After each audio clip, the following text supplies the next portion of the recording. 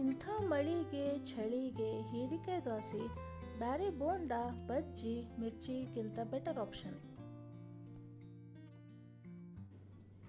ಅಕ್ಕಿನ ಒಂದು 3-4 ತಾಸು ನೆನೆಸ್ಬೇಕು.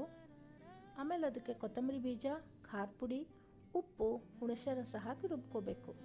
ಹಿಟ್ಟು ಫರ್ಮೆಂಟ್ ಆಗ್ಬೇಕಂತ ಏನಿಲ್ಲ, ಹಾಗೆ ರುಬ್ಬಿ ಹಾಗೆ ಮಾಡೋದು.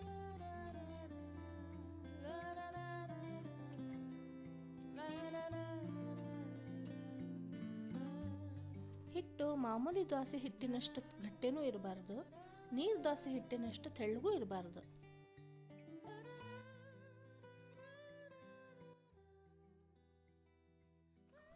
ಹೀರಿಕಾಯಿನ ಹಿಂಗೆ ರೌಂಡಾಗಿ ಹಾಲಿ ಹೆಚ್ಕೊಂಡೇನಿ. ಇನ್ನೀಗ ಹಂಚಕಾದ್ಮೇಲೆ ಒಂದೊಂದು ಹೀರಿಕಾಯಿನ ತೊಗೊಂಡು ಹಿಟ್ಟೊಳಗೆ ಎದ್ದಿ ಹಂಚ ಮೇಲೆ ಹಿಂಗೆ ಜೋಡಿಸಿದ್ರೆ ಆಯ್ತು.